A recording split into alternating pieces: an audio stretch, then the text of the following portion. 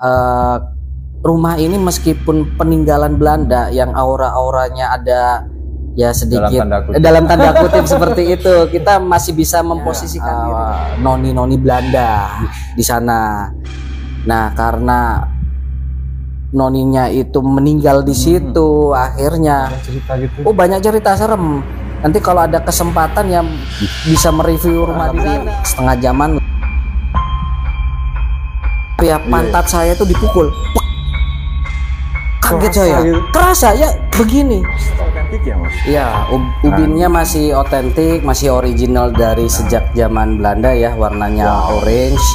Termasuk jendela. Begini ya warnanya ya, dari sana ya? Ada juga ubin yang warna abu-abu coklat. Nah, kebetulan di sini warnanya orange.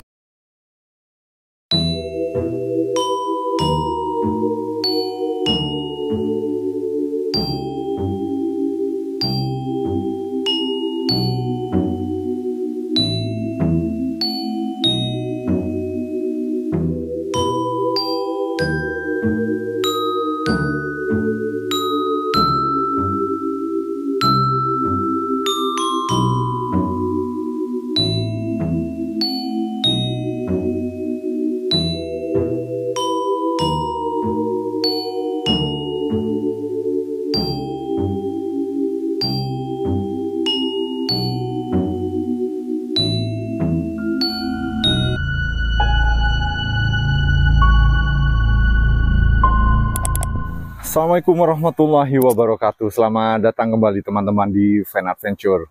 Teman-teman, saya berada di sebuah tempat yang cukup terkenal di daerah Jember. Ini daerah Rembangan ya teman-teman.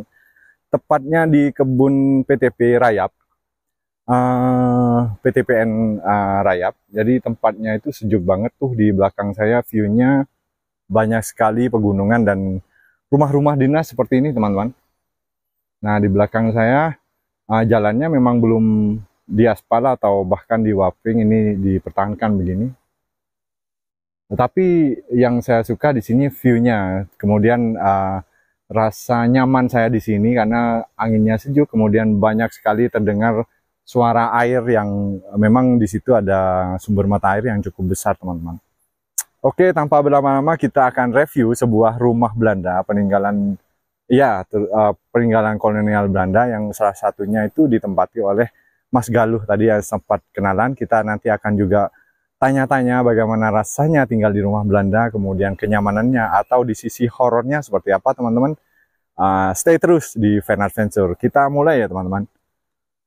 Oke, di sini banyak sekali tanaman-tanaman yang memang bermanfaat ya, seperti buah naga seperti ini, kemudian ini sekaligus memperindah pekarangan, cabai-cabean, yang jangan lupa juga bawang juga bahkan ditanam di sini. Nah, ini penampakannya rumah Belanda yang ditempati oleh Mas Galuh. Terlihat sekali dari sini sangat nyaman ya teman-teman, karena sejuk sekali di sini, tempatnya sepi. Ini sangat rawat, berbeda dengan beberapa rumah Belanda yang pernah kita review.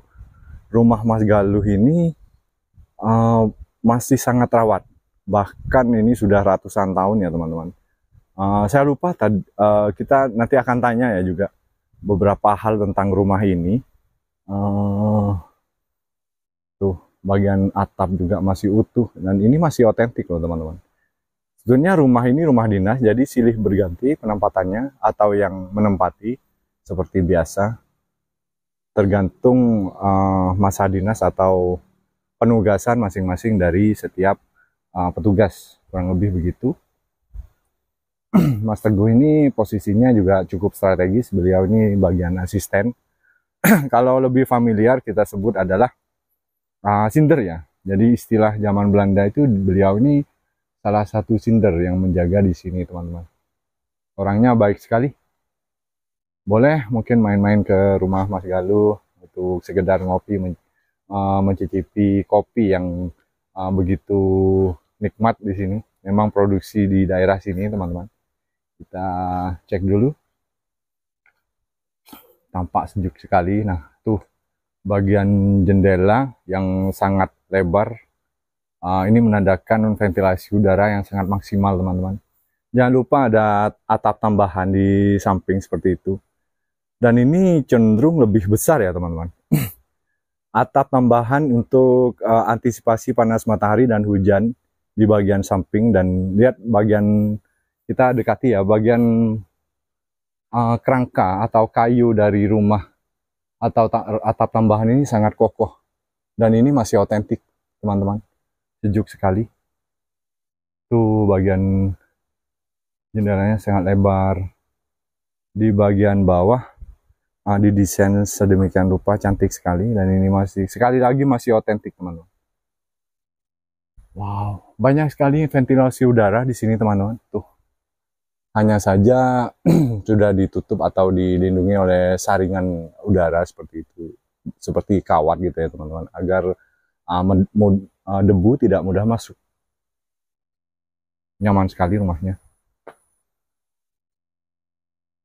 Banyak sekali tumbuhan dan subur di sini.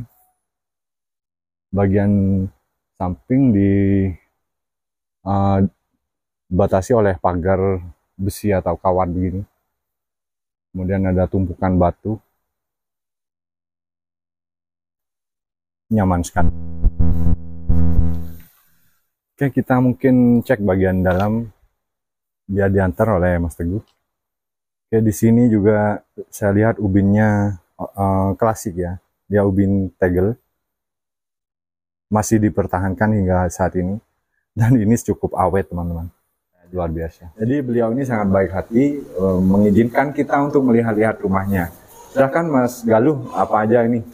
Ya. Ubinnya masih otentik ya, Mas? Iya, ubinnya masih otentik, masih original dari sejak zaman Belanda ya, warnanya orange. Termasuk memang jendela. Begini ya warnanya, ya, dari sananya. Ada juga ubin yang warna abu-abu, coklat. Nah, kebetulan di sini warnanya orange, oranye. Seperti jadi itu. Buat cerah gitu ya, Mas? Ya, supaya lebih cerah, lebih hidup, dan kita lebih betah lah di rumah. Ini kalau lampu tambahan atau gimana? Lampu ini sepertinya tambahan, tapi tambahannya bukan dari era modern sih. Tambahannya udah mungkin selepas Belanda sekian, ya selisih berapa tahun baru diganti. Tapi rata-rata memang rumah Belanda itu kalau penempatan lampu digantung begini modelnya. Iya, ada juga yang seperti ini kok. Jadi jendela bagian depan ini unik sekali, jadi sangat maksimal cahaya dan udaranya. Wow, keren. Ventilasi udara beberapa sudah ditutup ya. Karena mungkin orang pribumi itu nggak kuat di berbeda dengan orang Belanda. Kalau orang Belanda kan kepinginnya udaranya. Oke, bagian situ ya, Mas? Ya, ini langsung ke bagian garasi samping. Oke, wow, ini teman-teman, ini masih berfungsi nggak, Mas? Masih berfungsi. Ini teman-teman, jadi saya bilang tadi masih dipertahankan betul apa yang menjadi bagian rumah Belanda ini. Dia masih berfungsi sepertinya. Nah, kalau kita geser begini, dan dia bergerak. Beberapa video kita sudah saya jelaskan awal-awal, saya nggak tahu fungsinya begini apa. Ya, dia bisa membuka pintu sekaligus mengunci, teman-teman. Jendelanya yang super lebar. Dia menunjukkan bahwa sangat maksimal peredaran udara di tempat ini. Keren banget. Adik. Ya, mungkin gitu aja ya, Mas. Iya. Namanya Mas siapa, Mas? Nama saya Galuh ya, Galuh Endra Ganes, tapi kalau teman-teman seringnya manggilnya Galuh. Oke. Galuh dari sebenarnya asal saya dari Jawa Barat. Karena almarhum bapak tugasnya di salah satu kementerian, akhirnya dipindah tugaskan ke Surabaya, dan rumahnya di Sidoarjo gitu. Jadi dari tahun 89 domisilinya sudah Sidoarjo, sampai tahun 2016 almarhum bapak kembali lagi ke ini. Adalah perusahaan BUMN yang bergerak di bidang perkebunan. Semula sebutannya, nama perusahaannya PTPN, PT Perkebunan Nusantara. Ada 23, 26, 29. Seiringnya waktu karena beberapa pertimbangan berubah menjadi PTPN 12, jadi penggabungan. Oh gitu. 12 itu khusus wilayah Jawa Timur. Rinci sekali teman. Iya, rinci sekali. Jadi keren. Sejarahnya cukup panjang ya, dari era zaman kolonial Belanda sampai dengan sekarang udah zaman modern digitalisasi. Saya dari tahun 2010 sampai dengan sekarang sebagai asisten afdeling. Jadi di perkebunan itu ada beberapa bagian itu disebut dengan afdeling. Kalau di di Sumatera, Kalimantan, Sulawesi itu bagian disebut distrik ya. Ya, sedangkan kalau di Jawa itu afdeling. Gitu ya, Sinder ya, sebutan dulu zaman Belanda kita sinder. Malah lebih familiar sebetulnya. Iya, lebih familiar di masyarakat. Iya, sampai saat ini orang-orang itu menyebutnya sinder. Kalau di tempat yang sekarang saya tempatin baru efektif 1,5 bulan. Oh, baru ya? Baru 1,5 bulan. Tetapi sejak saya bekerja di perkebunan dulu sebutannya adalah PTPN 12, kalau sekarang menjadi PTPN 1 Regional 5. Iya. Nah, dari tahun saya efektif dari tahun 2010 sampai dengan 2024 berjalan ini kurang lebih ya 14 tahun lah. Tentunya saya sering sekali, jadi setiap kali pindah tugas tentunya menempati fasilitas negara ya, fasilitas yang ada di perkebunan ya, rumah dinas ini. Jadi saya ambil poin bahwa Mas Galuh ini sangat berpengalaman teman-teman, menempati rumah Belanda gitu. Yang saya tanyakan, Mas Galuh itu perasaannya bagaimana atau feel-nya bagaimana ketika menempati rumah Belanda? Itu review jujur ya. Review jujur ya. Begini kawan-kawan semuanya ya. Jadi menempati atau tinggal di rumah dinas yang notabene-nya peninggalan Belanda itu suatu hal yang membikin ya secara manusiawi ya, tentunya kan bikin bulu kuduk merinding ya tentunya. Ternyata benar. Seperti itu. Jadi ini review jujurnya Mas Galuh nih teman-teman. Saya pertama yang setiap kali saya lihat untuk rumah-rumah peninggalan Belanda, yang saya tuju pertama adalah kamar mandi. Oh, itu kenapa? Kamar mandi harus merinding. Kamar mandi harus dilihat dulu. Kamar mandi itu kalau memang dalam kondisi yang layak, bersih, itu sudah menandakan rumah yang ditempati itu ya. Jadi rumah itu lebih terasa nyaman. Oh iya. Iya. Jadi tujuan utama ketika menempati rumah Belanda, Mas Galuh ini tipsnya teman-teman, langsung ke kamar mandi. Kamar mandi dulu. Jadi gitu ya kawan-kawan, kalau ke kamar mandinya jadi acuannya gitu. Acuannya kalau kamar mandinya terawat, bersih, tidak usah mewah, yang penting bersih aja. Bersih itu sudah menandakan bahwa rumah ini meskipun peninggalan Belanda yang aura-auranya ada ya sedikit dalam tanda kutip seperti itu, kita masih bisa memposisikan diri lah, masih terasa nyaman seperti itu. Ada juga pengalaman kamar mandinya di luar. Itu gimana tuh? Nah, itu di salah satu kebun kopi robusta di Bangelan. Bangelan itu daerah Malang bagian selatan, perbatasan dengan Blitar. Iya. Itu rumahnya lebih, nah ini aja saya mulai merinding ini ya. Jadi saya sedikit review di sana. Rumah lebih besar dari rumah yang saya tempati ya.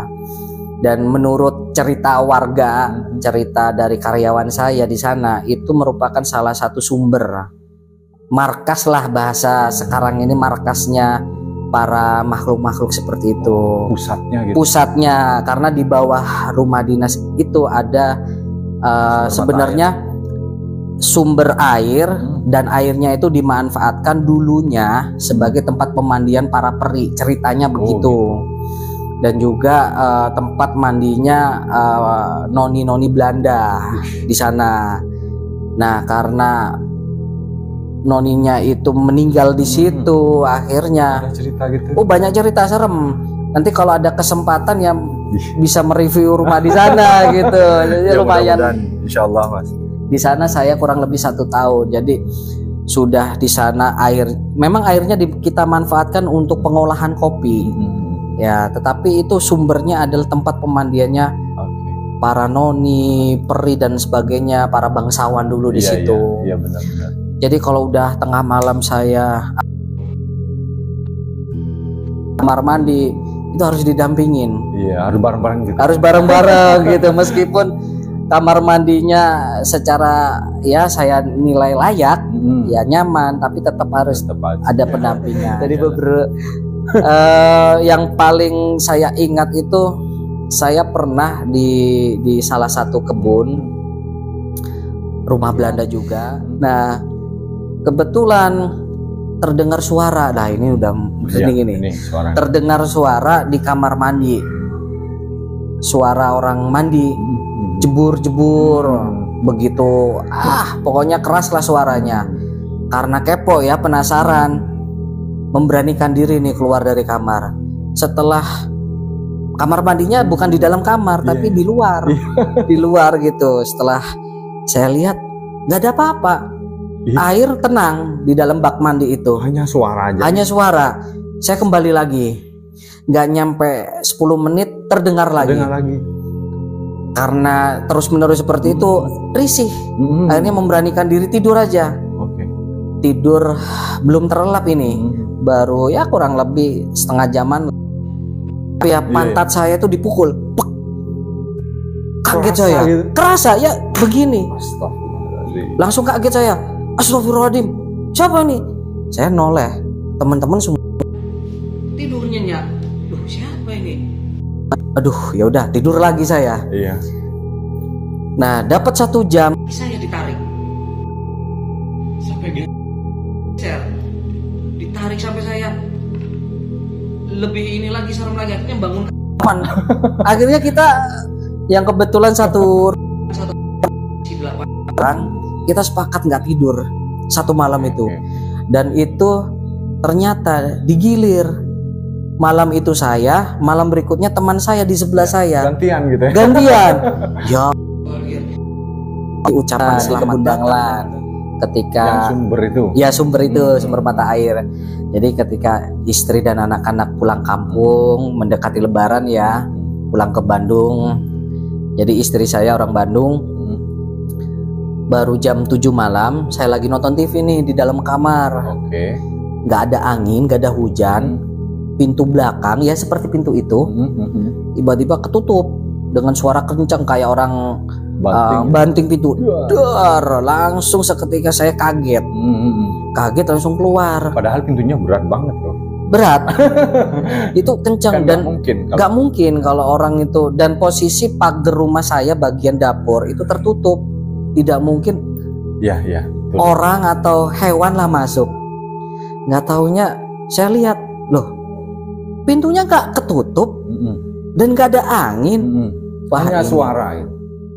Suara saja. Suara bantingan pintu. Jadi ini ada pembelaan nih untuk saya. Gitu ya. Jadi Mas Galuh ini sudah membuktikan. Jadi nggak dibikin-bikin atau dibuat-buat agar lebih horor ya teman-teman. Ada beberapa pengalaman yang sudah saya sempat rekam. Kalau saya explore di rumah ada yang notabene itu lebih horor. Itu sering sekali. Jadi saya nge-explore gitu, langsung ke belakang dan lain sebagainya.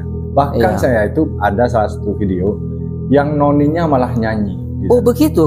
Wow. Itu di Bondowoso. Di Bondowoso, di perkebunan atau di perkotaan tapi rumah Belanda? Iya, di PTP itu loh Mas, yang bunder yang sebelah kanan itu. Oh itu berarti tembakau mungkin ya dulunya? Iya betul, reviewnya jam 12 itu. Malam? Seria. Oh wow, gitu. Jadi dia sampai kerekam sih. Kerekam juga ya? Ya itu bonus, walaupun sebetulnya saya mau pingsan.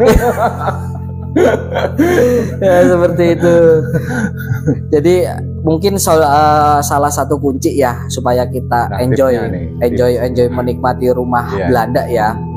Satu, kita selalu yakin, percaya bahwa segala sesuatu di bumi ini kita selalu hidup berdampingan. Iya benar.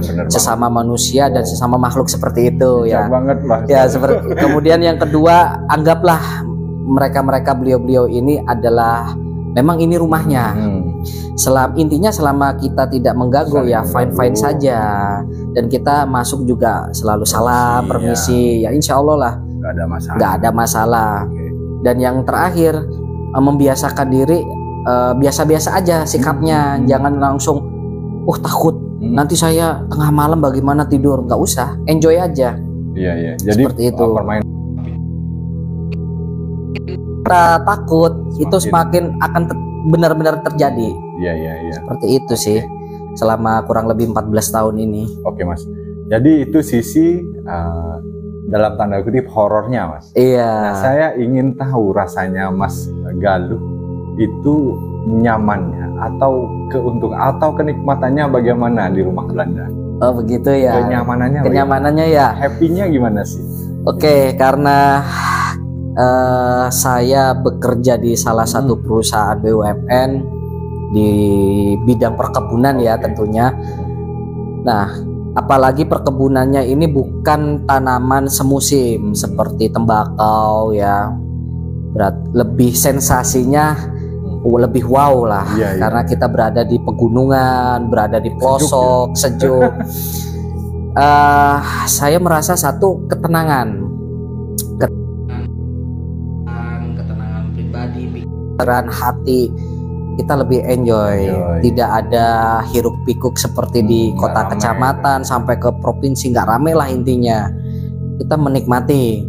Ya, cuman untuk awal-awal kita merasa stres ya. Artinya stres, kita biasa hidup di lingkungan yang ramai, padat, sering melihat orang, kemudian pindah harus menempati suasana yang benar-benar sepi banget. Kalau sudah di atas jam 5 sore sampai jam 3, jam 4 subuh benar-benar sepi kita. Yaitu selama kita bisa menghibur diri gimana caranya lah. Intinya kita enjoy suasana sepi, udara sejuk seperti sekarang ini. Tentang lingkungan. Iya, tentang lingkungan. Kalau di dalam rumah ya kita punya apa? Misalkan kita hobi main gitar, ya udah kita main aja gitar, nyanyi atau karaokean gitu. Atau main game, atau misalkan ngundang bawahan kita gitu. Ayo ke rumah yuk. Ngopi-ngopi di rumah aja sambil kita ngobrol lain-lain lah, jangan ngobrolin kerjaan ya. Jadi nggak terasa udah sebulan, setahun, 2 tahun, apalagi kurang lebih 14 tahun ini seperti lama itu. Banget. Lumayan. Nah, kalau dari segi arsitekturnya, silahkan dinilai Mas. Rumah Belanda itu bagaimana? Kalau dari arsitek yang jelas pondasinya kokoh ya. Kokoh satu itu kokoh.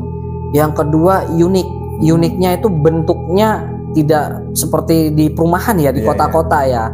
Bentuknya jelas.